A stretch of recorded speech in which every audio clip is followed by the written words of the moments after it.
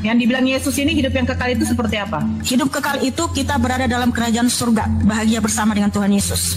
Nanti bertentangan Yohanes 17 nomor 3. Hidup yang kekal itu engkau mengenal satu-satunya siapa, Mikana? Tuhan Yesus bukan Kristen. di dalam perjanjian lama yang namanya utusan itu bahasa Ibrani. Makanya saya tanya dulu, makanya saya tanya sama kamu, arti nabi apa? Kamu tahu nggak nabi itu berasal dari bahasa apa? Bahasa apa? Nah, kamu nggak tahu kan? Ya, bahasa apa coba kamu? Nabi itu berasal dari bahasa Ibrani, yaitu navi, yang artinya pelihat juru bicara Allah. Tenang. Aduh, Mikana belajar lagi deh, Mikana. Justru kakak yang harus belajar. Nabi itu berasal dari bahasa Ibrani, yaitu navi, yang artinya pelihat juru bicara Allah, yang menyampaikan nubuatan kepada orang Israel. Jadi nabi itu diutus Tuhan Yesus Kristus, ruang lingkupnya untuk orang Israel, dan rasul diutus Tuhan Yesus, ruang lingkupnya untuk seluruh dunia untuk memberitakan Injil. Jadi, apakah nabi dengan rasul sama? Tidak sama. Gimana perbedaannya? Oke, jadi nabi itu, ya kan, tadi saya sudah katakan, nabi itu berasal dari bahasa Ibrani, yaitu navi, yang artinya pelihat juru bicara Allah, menyampaikan nubuatan atau pesan kepada umat Israel. Di mana tugas nabi itu menyampaikan pesan, nubuatan atau ajaran yang berasal dari Tuhan Yesus kepada bangsa Israel bahwa Mesias akan datang. Apakah nabi yang ketika menerima wahyu, menerima perintah, yang menyampaikan mukjizat itu itu ada saksi? Oh, betul. Ketika bangsa Israel ya mereka mendengar semua suara Tuhan Yesus Kristus. Jadi Tuhan itu dia memilih nabi itu langsung, dan juga banyak saksinya itu bangsa Israel. Makanya bangsa Israel itu mereka mendengar suara Tuhan. Berarti pelin-pelan dong Tuhan Yesus itu ya? Pelin-pelannya di mana? Suaranya tidak dapat kau dengar, rupanya tidak dapat kau lihat. Kok bisa mereka mendengar? Di mana ayatnya? Tuhan? Oh, berarti kamu nggak tahu ya? Saya tahu itu, tapi kamu udah baca belum ayat sampai ayat selanjutnya? Yohanes. Si Yohanes 5 itu ayat ini ya kan? Iya. Saya sudah tahu, udah biasa itu. Kau dengar. Udah baca ayat selanjutnya kan? Jadi kenapa? Iya. Coba baca ayat selanjutnya. Bangsa Israel bisa mendengar suara Tuhan. Makanya baca kakak ayat selanjutnya. Aku berkata kepadamu, sesungguhnya anak tidak dapat mengerjakan sesuatu dirinya sendiri. Jikalau ia tidak dapat melihat Bapa mengerjakannya, sebab apa yang dikerjakan Bapa itu juga dikerjakan anak, supaya semua orang menghormati anak sama seperti mereka menghormati Bapa. Ini tiba-tiba ada Bapa, ada anak, ini macam mana ini? Aku berkata kepadamu, sesungguhnya barang siapa mendengar perkataanku, sebab sama seperti Bapa mempunyai hidup dalam dirinya, anak mempunyai hidup juga dalam dirinya, dan dia telah memberikan kuasa. Ayat berapa itu? Akan bangkit. Baca Kak, Yohanes 5 ayat 37 sampai 38. Bapa yang mengutus aku, dialah yang bersaksi tentang aku. Ini Bapanya Yesus ya, bukan Yesus ya. Kamu membaca aja Kak, nggak usah menjelaskan firman Tuhan, kamu nggak ngerti. Kamu baca aja.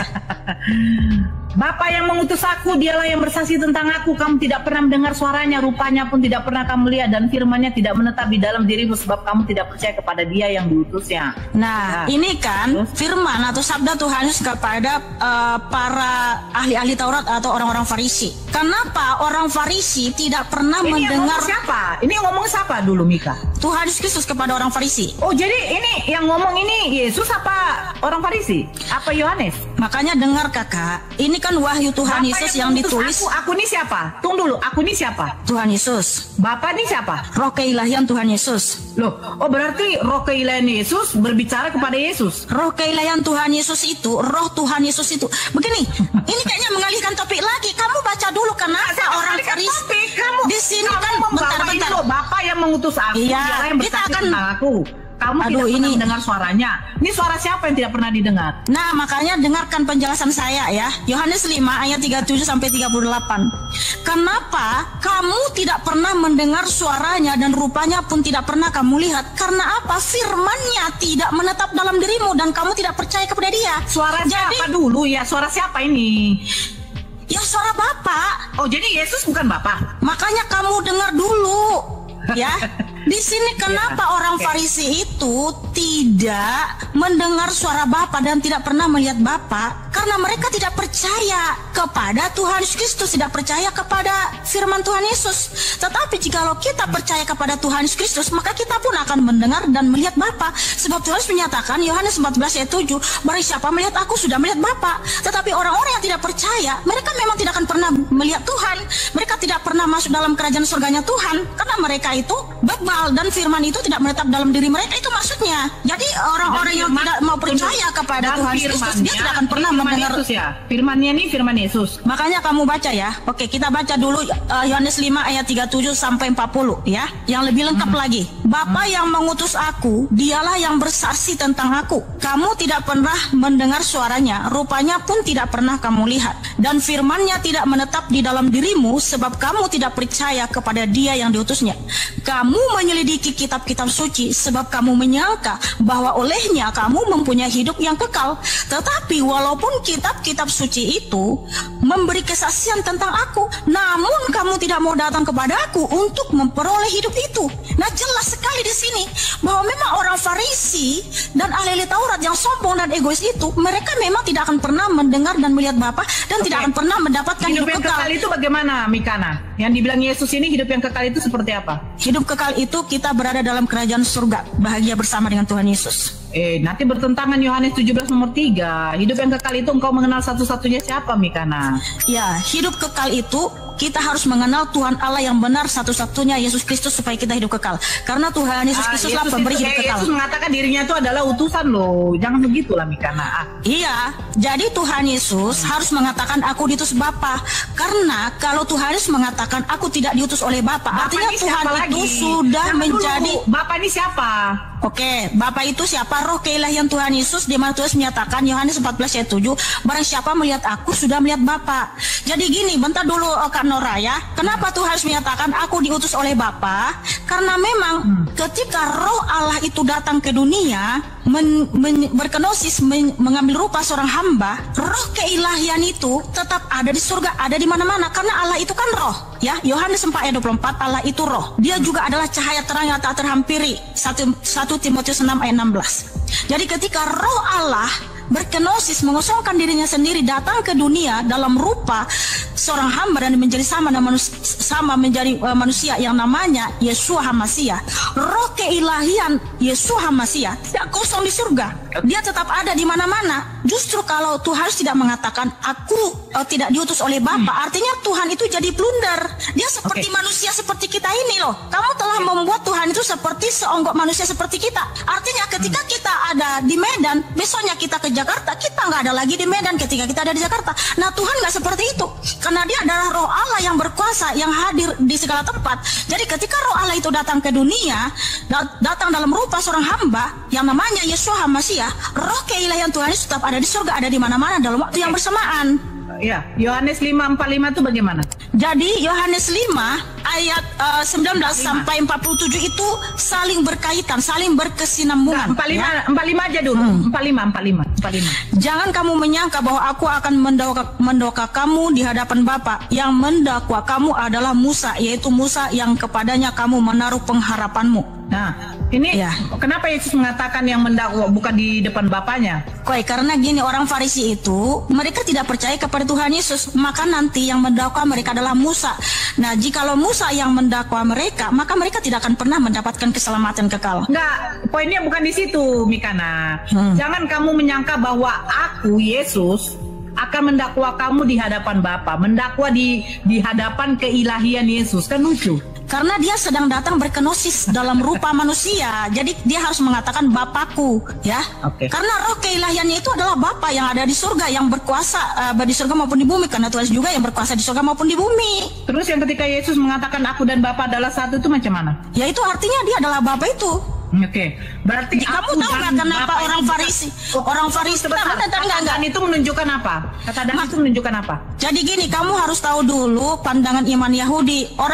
Orang Yahudi atau orang Farisi ahli Taurat menyalibkan Tuhan Yesus bukan karena Tuhan Yesus mengaku nabi, justru karena dia mengaku dia adalah Yotevave Elohim itu sendiri, makanya dia disalibkan. Jadi ketika Tuhan Yesus menyatakan aku dan Bapa adalah satu, apa reaksi orang Yahudi? Orang Yahudi mau melempari Tuhan Yesus pakai batu. Nih saya baca lagi ya. Aku dan Bapa adalah satu. Di mana itu mulai dari Yohanes 10 ayat 27 sampai 30 ya. Di sini Tuhan Yesus yang menyatakan dengan tegas bahwa dialah sang pemberi hidup kekal dan dia adalah yang berkuasa ya memberikan hidup kekal kepada umat manusia. Dan dan kemudian mengatakan aku dan Bapa adalah satu. Langsung reaksi orang Yahudi apa? Yaitu ayat 33. Jawab orang-orang Yahudi itu, bukan karena suatu pekerjaan baik maka kami mau melempari engkau, melainkan karena engkau menghujat Allah dan karena engkau sekalipun hanya seorang manusia saja menyamakan dirimu ya dengan Allah. Artinya di sini Tuhan setelah menyatakan dirinya dialah Allah itu sendiri, maka mau dilempari pakai batu. Oke, ayat 34 ya. Kata Yesus kepada mereka, tidakkah ada tertulis dalam kitab Taurat kamu, aku telah berfirman, kamu adalah Allah. Jikalau mereka kepada siapa firman itu disampaikan disebut Allah, sedang kitab suci tidak dapat dibatalkan. Ini pertanyaan saya ini, sekarang ini Allah siapa? Makanya baca sampai ayat selanjutnya, jangan sepotong-sepotong. Oke. Masihkah kamu berkata kepada dia yang dikuduskan oleh Bapa? Ini Bapa yang menguduskan dia, berarti roh keilahian Allah. Baca aja sampai lanjut Kak. Baca sampai lanjut Kak. Oke. Masihkah kamu berkata kepada dia yang dikuduskan oleh Bapa dan yang telah diutusnya ke dalam dunia, engkau menghujat Allah karena aku telah berkata aku anak Allah. Jikalau aku tidak melakukan pekerjaan-pekerjaan Bapakku, janganlah percaya kepadaku. Tetapi jikalau aku melakukannya dan kamu tidak mau percaya kepadaku, percayalah akan pekerjaan-pekerjaan itu supaya kamu boleh mengetahui dan mengerti bahwa Bapa di dalam aku dan aku di dalam Bapa. Kata Bapa selanjutnya sekali lanjut lagi sekali saya 39 Kak. Mereka mencoba menangkap dia tetapi ia luput dari tangan mereka. Itu kenapa mereka mau menangkap Tuhan Yesus, membunuh Tuhan Yesus? Padahal saya nggak tanya dalam kenapa mereka. Ini karena kamu harus tahu dulu pandangan iman Yahudi Kakak. Jangan kamu memasakkan pandanganmu kepada pandangan iman Yahudi. Kenapa orang Yahudi mau Yahudi, Mikana? Kita kan bukan orang karena Yahudi. Ini kitab orang Yahudi. Loh, yang kita bahas ini kitab Yahudi. Ya iyalah. Kitabnya Kristen mana? Kitabnya Kristen mana? Ya Kristen itu orang Yahudi. Kristen itu berasal dari Yahudi. Walah. Sejak kapan Yesus kenal Kristen, Mikana? Justru Tuhan Yesus yang menciptakan Kristen. Kapan Yesus Sejak kapan Yesus menjadi iman Kristen? Kamu tahu nggak arti Kristen itu apa? Apa Kristen? Jadi Kristen itu berasal dari bahasa Yunani itu Kristianos, artinya pengikut Tuhan Yesus Kristus yang menyembah Tuhan Yesus Kristus, di mana kita berkarakter Kristus. Makanya Kristen itu adalah gereja. Nah, kamu tahu? Begini Kristen deh. itu Salah satu fakta sejarah Yesus itu menggunakan bahasa Yunani. Kalau memang Yesus adalah Kristen.